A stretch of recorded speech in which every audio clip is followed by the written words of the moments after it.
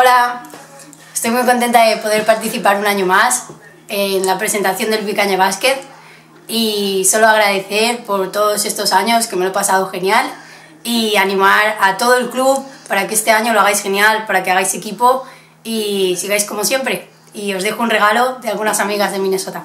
Nos vemos el año que viene.